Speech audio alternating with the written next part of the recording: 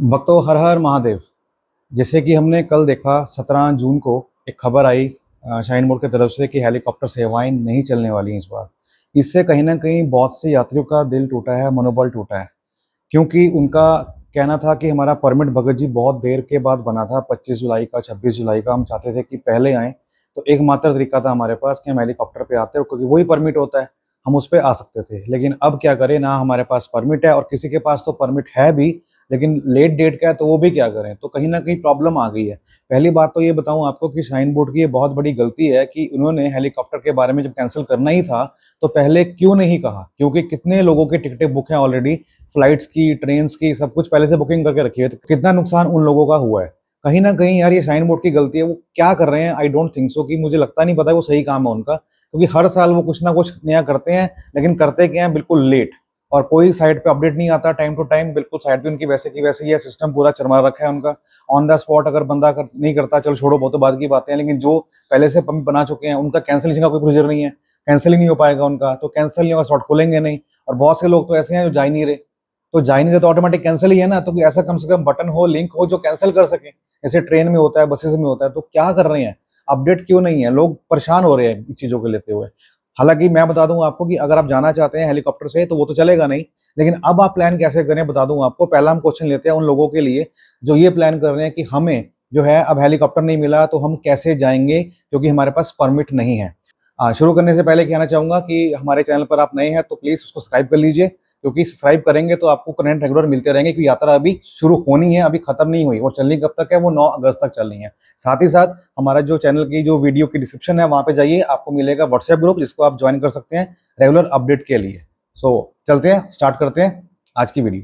तो उनके लिए कोई आंसर ये है कि परमिट के नहीं है तो कोई प्रॉब्लम नहीं है, आप पैदल मार्ग पकड़ के घोड़े से जा सकते हो या फिर पालकी भी कर सकते हो। रही बात फेयर की, तो बता दूं आपको कि अगर आप हेलीकॉप्टर से कंपेयर करते हैं तो आपका डिफरेंस 5,000 रुपए का आता है पर यात्री, ज्यादा नहीं आता। अब देखिए कैसे। बालटाल से जो फेयर है आपका आने जाने का, अप एंड डाउन पालकी का, वो 17,000 है, ठीक है, 17,000 आने का और जाने का। अगर आप हेलीकॉप्टर से जाते हो तो आप देखिए हेलीकॉप्टर से आने जाने कितना किराया है, 7720। अगर आप टिकट किसी और से भी करवाते हो तो वो भी आपसे 2,000 फालतू लेता, तो कितना हो गया, 9220। तो करीब करीब आपका 9500 मान के चलो आपका आने और जाने का। फिर आप हेलीपैड में रुकोगे तो वहां भी आप 500 रुपए दोगे, तो करीब करीब आपका 10,200 हो गया। फिर आप पंचतरनी स्टे करोगे, फिर आप 500 रुपए वहां भी दोगे, ठीक है। और उसके बाद जब आप पालकी करेंगे फिर अगेन हेलीपैड से वहां तक, तो वहां पे फिर आप पैसा दोगे तकरीबन 3700 रुपया। तो करीब करीब आपका 13,000 के आसपास बनता है और वहां 17,000 बनता है। तो 4 से 5,000 का फर्क आता है, इससे ज्यादा फर्क नहीं आता। लेकिन फिर भी आपको कंफर्ट रहेगा, क्योंकि आप एंड टू एंड जा रहे हैं। खास तौर पे वो लोग जिनको दिक्कत है चलने में, तो वो पालकी का सहारा लेके ये चीज कर सकते हैं। वहीं हम बात करें इनके पास परमिट नहीं, जिसके पास परमिट था लेकिन लास्ट डेट का था, तो वो क्या करें। उनके लिए दो ही ऑप्शन है। आप समझने वाली बात है, ध्यान से देखो। केवाईसी बड़ी इंपॉर्टेंट होती है। जिसने बैंक से केवाईसी करवा रखी है तो अपना थंब देके, उसका तो कुछ होगा ही नहीं, क्योंकि जब वो ऑन द स्पॉट के लिए जाएंगे तो वहां पे वो आ जाएगा कि पहले से एग्जिस्ट करता है, तो उनका काम नहीं होने वाला है। तो वो तो जाए मत, अगर वो प्लान कर रहे हैं तो अपनी तय डेट पर ही जाए, नहीं तो उनका सारा पैसा समय बेकार जाने वाला है। और वहीं दूसरी और बात करें कि जिनका परमिट जो है ऑनलाइन बना है, ऑफलाइन नहीं बना, तो उनका देखिए अभी केवाईसी नहीं हुआ है, उन्होंने थंब कहीं नहीं लगाया है। तो उस केस में उन्होंने चाहे अपना आधार दिया हो चाहे आधार ना दिया हो, at the time of registration उनका ऑन द स्पॉट हो जाएगा, कोई दिक्कत की ऐसी बात नहीं है। वही हम बात करते हैं ऑन द स्पॉट होगा कहाँ, ये जान लीजिए। देखिए ऑन द स्पॉट जम्मू के अंदर भी होता है, आपका पहलगाम भी होता है, बालटाल भी होता है, श्रीनगर भी होता है। और बहुत से लोग कहते हैं श्रीनगर में तो नहीं होता, बता दूं आपको होता है। ऐसा मैं क्यों बोल रहा हूँ, क्योंकि जो लोग फ्लाइट से आते हैं तो उनको अगर परमिट लेना होगा तो क्या वो जम्मू जाएंगे? ऐसा नहीं होता। आपका परमिट बनाने के लिए सुविधा जो है आपको जम्मू के अंदर मिलती है। यहाँ तो वो मिलेगी आपको पंथा चौक आर्मी कैंप के अंदर, या फिर आपको मिलेगी टीआरसी, मतलब टूरिस्ट रिसेप्शन सेंटर में। तो दोनों ही जगह पर अपना अपना ऑन द स्पॉट आप बना सकते हैं। वही हम बात करें कि ऑन द स्पॉट में कितने आपके होते हैं, तो बता दूं आपको, आपका अगर आज आप बनाते हैं तो बहुत ज्यादा नंबर ऑफ वैल्यूज होती हैं, तकरीबन 1,000 के आसपास स्लॉट्स होते हैं। लेकिन इस बार रश इतना बढ़ने वाला नहीं है, तो आपका नंबर आ जाएगा अगर आप आएंगे तो। मैक्सिमम से मैक्सिमम श्रीनगर में अगर आप हो ना, तो 2 दिन में हो जाएगा। तो अगर आप मान लो श्रीनगर पहुंच रहे हो 1 तारीख को, तो परमिट आपको 3 या 4 का बड़े आराम से मिल जाएगा। लेकिन जम्मू में आपको बहुत भीड़ का सामना करना पड़ेगा, वहीं श्रीनगर में आपको भीड़ का सामना कम करना पड़ेगा। लेकिन फिर भी जो यात्री चाहता है कि मैं जम्मू से आऊं, तो उसको टिकट कॉन्वॉय की नहीं मिलेगी बिना परमिट के, ठीक है। ये आपको बता दूं, ये बड़ा अपडेट है।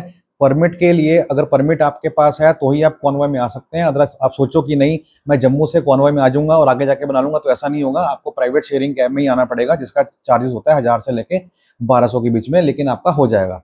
RFID काउंटर की बात करूं तो वो जगह जगह पर है, पहले आपका परमिट बनेगा फिर आपका RFID कार्ड बनेगा, तो ऑन द स्पॉट में कोई दिक्कत आने वाली नहीं है। लेकिन अगर आपके पास मेडिकल होता है आपकी स्टेट का पहले से बनाया हुआ, तो आपका समय बचता है और कुछ नहीं।